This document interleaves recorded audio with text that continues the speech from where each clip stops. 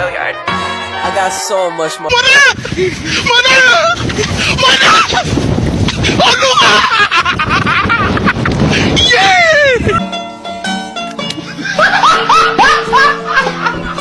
Are you ready, kids? Aye, aye, Captain! I can't hear you. Aye, aye, Captain! Oh! Fucking design on right now. Break it down, bring it back, make it clap. I got 3 old thoughts, new block, where that thing. Bitches on my line, and you know Assalamualaikum warahmatullahi wabarakatuh. Perkenalkan, kami dari kelompok 1 Sosiologi Hukum kelas SP dengan anggota saya sendiri Rafli Hadrat Pertama dengan NIM 2330202025. Saya Putri Wani dengan NIM 2330202024. Dan saya Miftah Feryani dengan NIM 2330202020. Baiklah, kali ini kami akan menyampaikan 4 materi. Yang pertama yaitu tentang latar belakang, kedua definisi, ketiga kegunaan, dan yang keempat ruang lingkup. Selamat menyaksikan. Baiklah, saya akan menjelaskan poin pertama yaitu latar belakang pentingnya kajian sosiologi hukum. Sejak lahir di dunia, manusia telah bergaul dengan manusia-manusia lain dalam suatu wadah yang bernama masyarakat. Mula-mula berhubungan dengan orang tua dan semakin meningkatnya umur, semakin luas pula daya cakup pergaulannya dengan manusia lain di dalam masyarakat tersebut. Lama-kelamaan, manusia mulai menyadari bahwa kebudayaan dan peradaban yang dia alami dan dihadapinya merupakan hasil pengalaman masa-masa silam. Hal itu sebenarnya telah dialaminya sejak kecil, walaupun dengan arti terbatas. Dari ayah, ibu, dan saudara-saudaranya, dia belajar tentang tindakan-tindakan apa yang boleh dilakukan dan tindakan apa yang terlarang. Hubungan-hubungan antar manusia serta manusia dengan masyarakat atau kelompoknya diatur oleh serangkaian nilai-nilai dan kaidah-kaidah hukum dan perilakunya lama-kelamaan akan menjadi pola-pola. Kaidah-kaidah hukum tersebut ada yang berwujud sebagai peraturan-peraturan tertulis, keputusan-keputusan pengadilan, maupun keputusan-keputusan lembaga kemasyarakatan lainnya. Hukum secara sosiologis adalah penting dan merupakan suatu lembaga kemasyarakatan atau social institution yang merupakan himpunan nilai-nilai, kaidah-kaidah, dan pola-pola yang mengatur tingkah laku manusia. Sebagai sebuah lembaga, hukum hidup berdampingan dengan lembaga-lembaga lain dan saling mempengaruhi. Misalnya di Indonesia, hukum yang mengatur perdagangan terhimpun di dalam Kitab Undang-Undang Hukum Dagang. Hukum yang mengatur kegiatan-kegiatan agraris dalam masyarakat terhimpun dalam Undang-Undang Pokok Agraris, beserta peraturan-peraturan pelaksanaan hukum yang berkaitan dengan masalah pidana untuk bagian besar terhimpun dalam kitab-kitab hukum pidana. Jadi, sosiologi hukum berkembang atas dasar suatu anggapan dasar bahwa proses hukum berlangsung di dalam suatu jaringan atau sistem sosial yang dinamakan masyarakat. Artinya, hukum dapat dimengerti dengan jalan memahami sistem sosial terlebih dahulu, dan bahwa hukum merupakan suatu proses. Dikutip dari buku Sosiologi karangan Rafiki halaman 1-2. Pentingnya mempelajari sosiologi hukum. Yang pertama, memahami dan mampu membuka wawasan proses berpikir untuk melihat persoalan-persoalan yang ada di masyarakat, memahami persoalan-persoalan hukum yang berkembang dalam masyarakat, sehingga dapat dan mampu untuk merumuskan suatu konsep hukum dengan metode penelitian secara ilmiah, sebagai sumbang saran dan membantu masyarakat mencari jalan keluar jawaban apabila terjadi persoalan hukum dalam kehidupan masyarakat. Yang kedua, memiliki suatu kemampuan untuk melihat bagaimana hukum yang sedang berlaku dalam bingkai suatu negara dan masyarakat dengan bangunan persesuaian antara ilmu sosiologi dan hukum yang berlaku di masyarakat. Yang ketiga, memahami sejauh mana efektivitas hukum yang diterima dan dipatuhi dalam masyarakat itu sendiri. Yang keempat, dapat menggambarkan pengaruh maupun akibat pelaksanaan hukum dan dampak positif dan negatif dalam masyarakat. Dikutip dari buku Pengantar Sosiologi Hukum karangan Yahman halaman 10. Nah, selanjutnya kita masuk kepada poin kedua, yaitu definisi sosiologi hukum. Sosiologi hukum berasal dari dua kata, sosiologi dan hukum. Sosiologi dikenal dalam bahasa Inggris sebagai sociology dalam bahasa Belanda sebagai Sociologie berasal dari bahasa Latin yaitu socius yang berarti teman dan kata Yunani logos yang berarti pengetahuan. Jadi sosiologi adalah ilmu yang mempelajari kehidupan manusia dalam masyarakat. Dengan demikian, sosiologi adalah disiplin ilmu yang mendalami interaksi sosial dan perilaku manusia dalam konteks masyarakat. Dikutip dari buku Sosiologi Hukum, karangan Abbas halaman 82-83. Hukum pada awalnya disebut sebagai Volksrecht atau kebiasaan. Meskipun definisi hukum cukup banyak, definisi yang sederhana dari hukum adalah aturan. Jadi hukum adalah kumpulan aturan, ketentuan ataupun kaidah yang mengatur tentang tingkah manusia yang dibuat oleh badan resmi atau penguasa dan bersifat mengatur, memaksa dan adanya sanksi bagi yang melanggar, dengan tujuan untuk ketertiban masyarakat. Dikutip dari buku Sosiologi Hukum, karangan Lianto Adi, halaman 10. Definisi sosiologi hukum menurut para ahli. Yang pertama, menurut Soejono Sukanto, sosiologi hukum adalah suatu cabang ilmu pengetahuan yang secara analitis dan empiris menganalisis atau mempelajari hubungan timbal balik antara hukum dengan gejala-gejala sosial lainnya. Yang kedua, menurut Tajito Raharjo, mengatakan bahwa sosiologi hukum adalah pengetahuan hukum terhadap pola perilaku masyarakat dalam konteks sosialnya. Yang ketiga, menurut C.J.M. Scott, mengemukakan bahwa yang menjadi pusat perhatian sosiologi hukum adalah peranan hukum di dalam masyarakat dalam hal pertahanan pembagian kesempatan hidup yang mana tidak bisa terlepas dari adanya struktur kelas di dalam masyarakat, sehingga muncullah persoalan ketidakadilan dan ketidakmanusiaan. Yang keempat, menurut R.J.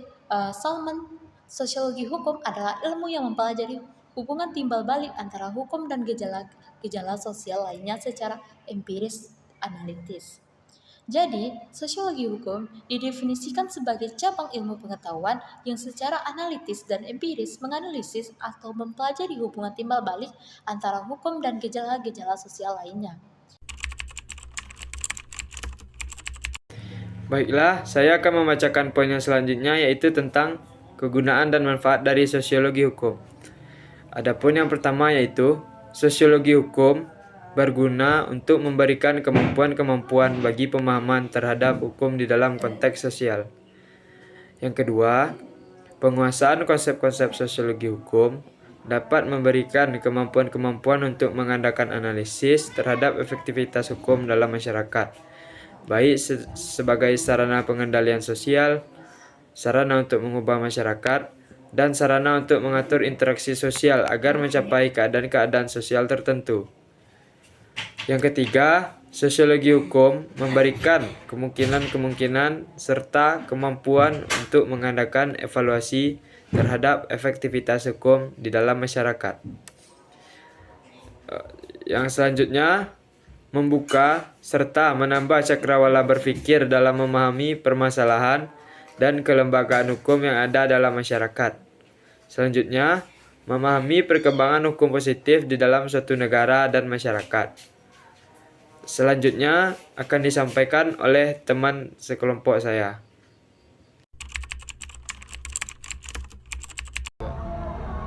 Baiklah, saya akan menjelaskan ruang lingkup sosiologi hukum.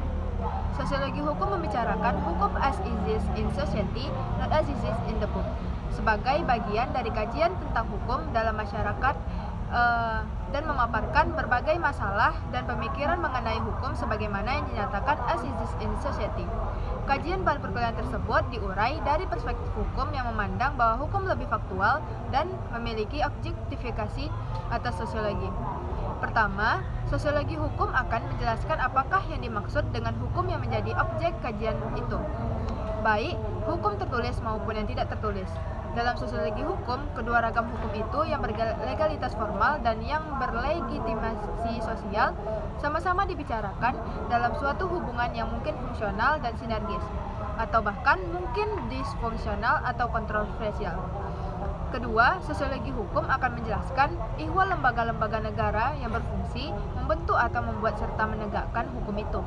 Selain Dikemukakannya dan diperbincangkan juga ihwal sumber otoritas yang akan dijadikan dasar normatif untuk membenarkan dilaksanakannya fungsi-fungsi tersebut oleh lembaga-lembaga yang bersangkutan. Selanjutnya, sejarah perkembangan sistem hukum berikut struktur yang berfungsi sebagai penopang otoritasnya juga akan dibicarakan di sini. Ihwal yang sering dibicarakan berkisar di kebijakan-kebijakan unifikasi dan fakta real tentang bertahannya pluralisme dalam sejarah perkembangan hukum. Ketiga, hukum interaktif antara sistem hukum yang formal sebagaimana ditopang oleh otoritas negara dan tertib hukum rakyat yang bertumpu pada dasar-dasar moralitas komunitas. Perbincangan akan tertuju di pencarian jawaban tentang sejauh manakah hukum akan mampu bekerja secara efektif, baik dalam peran yang konservatif sebagai sarana kontrol maupun dalam peran yang lebih progresif sebagai salah satu faktor fasilitator yang akan memudahkan terjadinya perubahan sosial. Dalam perkembangan selanjutnya, sosiologi lebih didominasi oleh ahli-ahli hukum yang mencitrakan bahwasanya sosiologi hukum berasal dari ilmu hukum sendiri, dan sosiologi hanya sekedar menjadi instrumen untuk mengkaji masyarakat yang dikehendaki. Namun semua ini tidak perlu diperdebatkan kembali karena yang jelas sinergitas antara kedua disiplin tersebut dapat melahirkan suatu perubahan yang berguna bagi kita semua. Sebelum lebih jauh, selayaknya kita uraikan sejauh mana ruang lingkup dari sosiologi hukum itu sendiri untuk menjelaskan setiap fenomena maupun argumen sebagai penjelas fakta. Untuk mengetahui, kita akan bertolak dengan apa yang disebut disiplin ilmu, yaitu ajaran tentang kenyataan yang meliputi disiplin analitis dan disiplin hukum perspektif. Berdasarkan uraian di atas, dapat ditentukan bahwa ruang lingkup sosiologi hukum ada dua hal, yaitu yang pertama, dasar-dasar sosial dari hukum atau basis sosial dari hukum.